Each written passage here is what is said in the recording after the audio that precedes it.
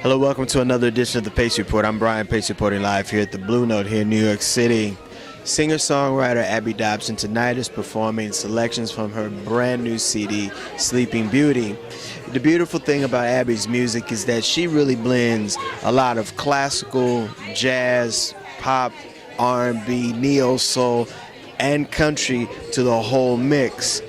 So sit back, relax, and enjoy the sounds of the record release party of Sleeping Beauty by Miss Abby Dobson. I leave your bed in search of some control. You try to give it some, baby, and reach for the door. So open is how you make me.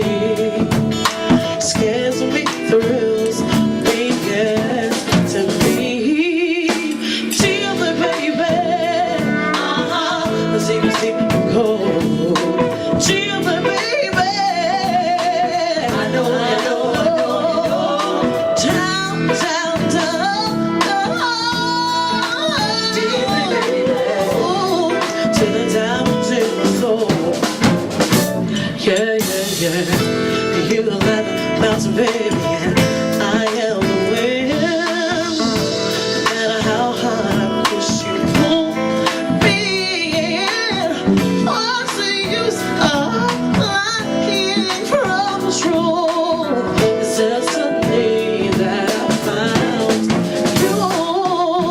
Till the baby, as he was deep and cold. Till the baby, I know. Down. Sleeping Beauty. Tell me how this project and the concept of this came along. I think the concept started about maybe 6 years ago, when I was just fascinated by the fairy tale and the idea of someone waking up from someone's kiss and then wondering, why wait for someone else to wake you up. And just started recording the record about 3 years ago and gathered some great people together and tried to make some magic. How hard has it been for you to segue into just becoming a performer and actually segueing into writing your own songs? Because a lot of these songs that you wrote from your heart on this disc. Mm-hmm. It was a little difficult at first because I'm really a singer at heart first. I grew up singing in my house, in my room, around my living room, But I discovered that I had something to say, and I love songs, and I love songwriters, and I realized I could be a songwriter. So, rather than just looking at, say, Dionne Warwick when I listened to, a song, I started to think about, okay, so Burt Bacharach wrote that song, or Dolly Parton and other people. So it wasn't very hard, but it was a process. Singing is different from writing, but they're similar in that they're both very emotional, and so that helped. Because this CD, you touch on a lot of musical genres. You hit reggae, you hit calypso, there's country, there's R&B, there's a little jazz. That is a little bit hard to digest at times because I'm like, this is a great CD. Yeah. How long did it take you to really kind of mesh all those music styles together? Thank you. I'm not really sure how long because I listened to all of that. And so it's just a part of how I move. And I just wanted to have music that reflected everything that I love and everything that I gravitate towards. The storytelling, the lyricism in music and instruments and instrumentation. And I think people listen to music all over the place. They don't listen to just reggae or, so I wanted to do something that reflected that. So it wasn't hard at all. It didn't take me long. It's just who I am, how I move, how I breathe. Because your journey is part of really where you are right now. Your family is originally from Jamaica. Right. And you moved over here at 7 years old. Right.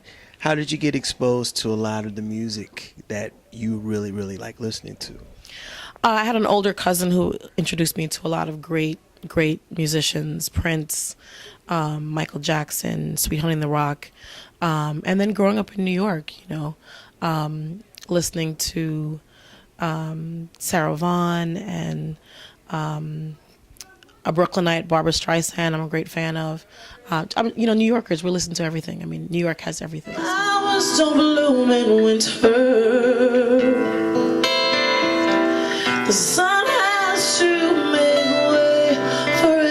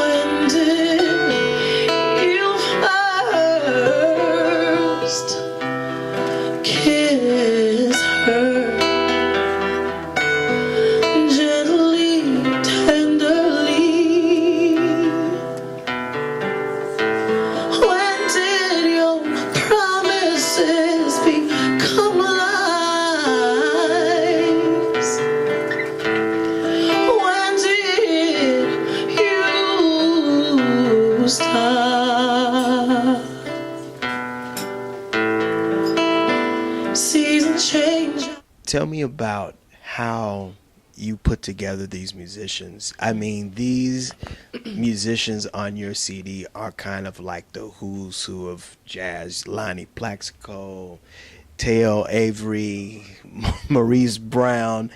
These guys are some heavyweights, and you have them playing on your CD. Well, I'm a real supporter of music, so I go out a lot and I watch a lot of musicians. I've been to the Blue Note many times before I played here, and all over New York. And you meet musicians, and I'm, very diligent about making sure that if I like someone, that I get their information so I'll be able to contact them down the line. And so that's what I did.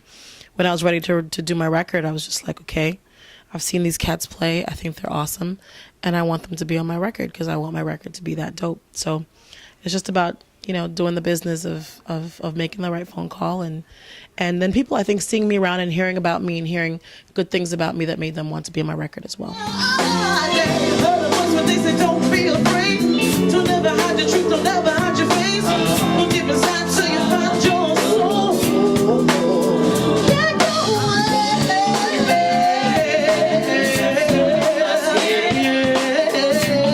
it's like home again. Wherever been, I'm moving. My skin. It's where it all begins.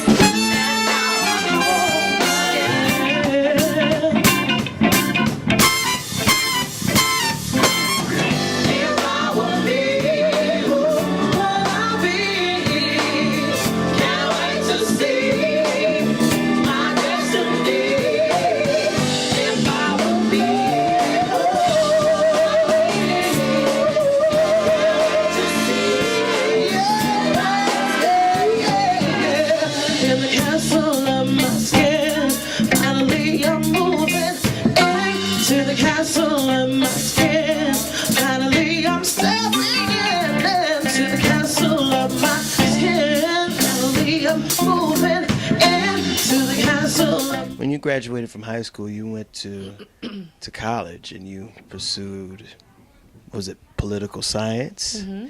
And people told you that you could sing. Mm-hmm. What made you segue from college to becoming and pursuing music full time? I really tried not to do it for a very long time. I was afraid to do it for a number of reasons. It's my calling, and it's just kept following me and kept calling me, and I just couldn't do anything but answer the call. It's as simple as that.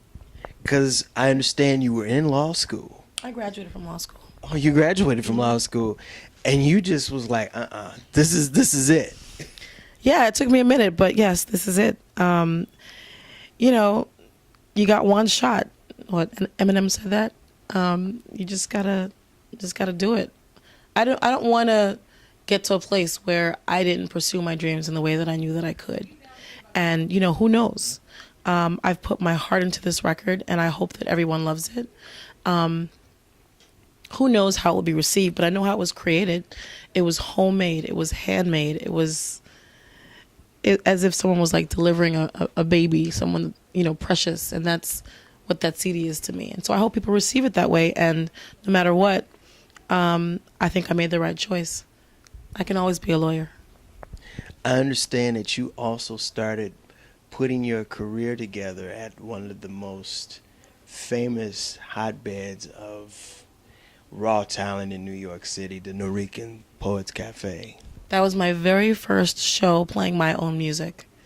And it's very special to me because of what that venue means to New York and lovers of words, really. People who love words and people who love art of substance. It's not about presentation, it's about art. And they're not necessarily the same thing.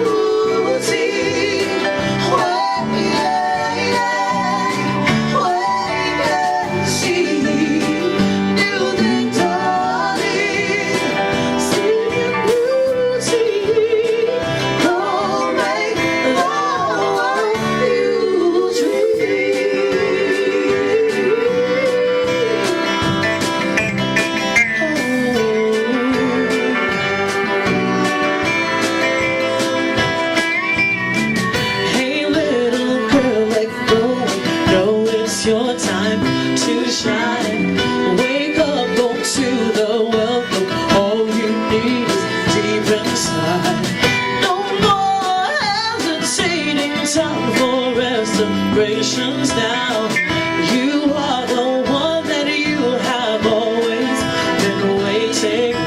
That'll do it again for another edition of the Pace Report. I'm Brian Pace, reporting live here at the Blue Note. I'd like to personally thank Abby Dobson for her time, as well as the staff here at the Blue Note. As always, please visit my website, www.thepacereport.com, for my weekly column, as well as my past segments. Until next time, remember, if it's in the groove, it'll make you move. Peace.